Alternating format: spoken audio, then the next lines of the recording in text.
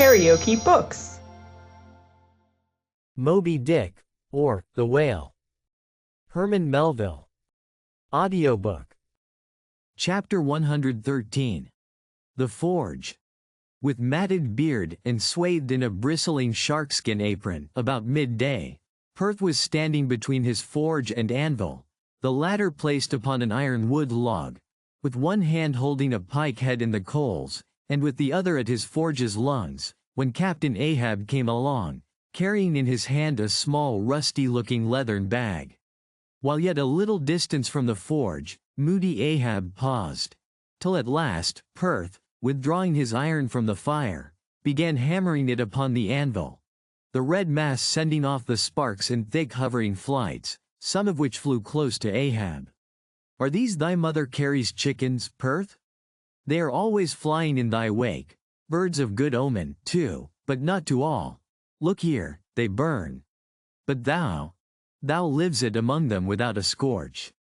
"Because I am scorched all over, Captain Ahab," answered Perth, resting for a moment on his hammer. "I am past scorching. Not easily canst thou scorch a scar. Well, well, no more. Thy shrunk voice sounds too calmly, sanely woeful to me. In no paradise myself, I am impatient of all misery in others that is not mad. Thou shouldest go mad, blacksmith. Say, why dost thou not go mad? How canst thou endure without being mad? Do the heavens yet hate thee, that thou canst not go mad? What wert thou making there? Welding an old pike head, sir, there were seams and dents in it. And canst thou make it all smooth again, blacksmith, after such hard usage as it had? I think so, sir. And I suppose thou canst smooth almost any seams and dents. Never mind how hard the metal, blacksmith. Aye, sir, I think I can. All seams and dents but one. Look ye here, then, cried Ahab, passionately advancing, and leaning with both hands on Perth's shoulders. Look ye here. Here. Can ye smooth out a seam like this, blacksmith? Sweeping one hand across his ribbed brow. If thou couldst, blacksmith, glad enough would I lay my head upon thy anvil, and feel thy heaviest hammer between my eyes. Answer. Canst thou smooth this seam? Oh. That is the one, sir. Said I not all seams and dents but one? Aye, blacksmith, it is the one. Aye, man, it is unsmoothable, for though thou only seest it here in my flesh, it has worked down into the bone of my skull. That is all wrinkles. But, away with child's play, no more gaffs and pikes today. Look ye here, jingling the leathern bag, as if it were full of gold coins. I, too, want a harpoon made, one that 1,000 yoke of fiends could not part, Perth. Something that will stick in a whale like his own fin bone. There's the stuff, flinging the pouch upon the anvil. Look ye, blacksmith, these are the gathered nail stubs of the steel shoes of racing horses. Horseshoe stubs, sir? Why, Captain Ahab, thou hast here, then, the best and stubbornest stuff we blacksmiths ever work. I know it, old man. These stubs will weld together like glue from the melted bones of murderers. Quick! Forge me the harpoon. And forge me first 12 rods for its shank. Then wind and twist, and hammer these 12 together like the yarns and strands of a towline. Quick! I'll blow the fire. When at last the 12 rods were made, Ahab tried them, one, by spiraling them, with his own hand, round a long, heavy iron bolt. A flaw, rejecting the last one. Work that over again, Perth. This done, Perth was about to begin welding the 12 into one, when Ahab stayed his hand, and said he would weld his own iron.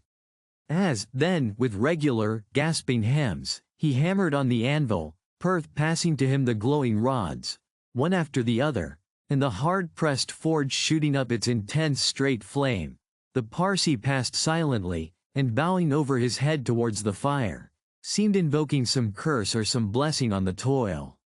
But, as Ahab looked up, he slid aside. "What's that bunch of lucifers dodging about there for?" muttered Stubb, looking on from the forecastle. "That Parsee smells fire like a fusee, and smells of it himself. like a hot musket's powder pan. At last the shank, in one complete rod, received its final heat, and as Perth, to temper it, plunged it all hissing into the cask of water nearby, the scalding steam shot up into a hob's bent face. "Wouldst thou brand me, Perth?" Wincing for a moment with the pain. "Have I been but forging my own branding iron, then? Pray God, not that. Yet I fear something, Captain Ahab. Is not this harpoon for the white whale? For the white fiend?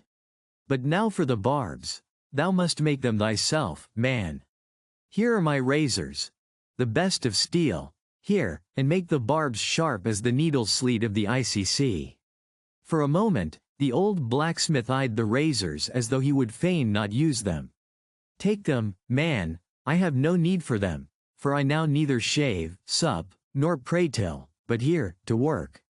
Fashioned at last into an arrowy shape, and welded by Perth to the shank, the steel soon pointed the end of the iron. And as the blacksmith was about giving the barbs their final heat, prior to tempering them, he cried to Ahab to place the water cask near. "No, no, no water for that. I want it of the true death temper. Ahoy, there! Tashtigo, Queequeg, Dagu. What say ye, pagans? Will ye give me as much blood as will cover this barb?" holding it high up. A cluster of dark nods replied, "Yes." 3 punctures were made in the heathen flesh, and the white whale's barbs were then tempered. "Ego non baptizo te in nomine Patris, sed in nomine Diaboli," deliriously howled Ahab, as the malignant iron scorchingly devoured the baptismal blood. Now, mustering the spare poles from below, and selecting one of hickory, with the bark still investing it, Ahab fitted the end to the socket of the iron. A coil of new tow line was then unwound, and some fathoms of it taken to the windlass, and stretched to a great tension.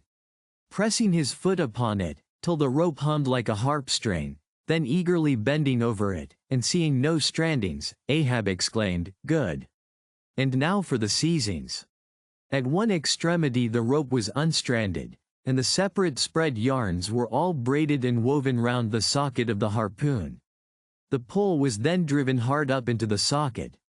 From the lower end the rope was traced halfway along the pole's length, and firmly secured so, with intertwistings of twine. This done, pole, iron, and rope, like the 3 fates, remained inseparable, and Ahab moodily stalked away with the weapon. The sound of his ivory leg, and the sound of the hickory pole, both hollowly ringing along every plank. But ere he entered his cabin, light, unnatural, half bantering, yet most piteous sound was heard. "Oh, Pip! Thy wretched laugh, thy idle but unresting eye. All thy strange mummeries not unmeaningly blended with the black tragedy of the melancholy ship, and mocked it." If you liked what you heard, please subscribe to the channel.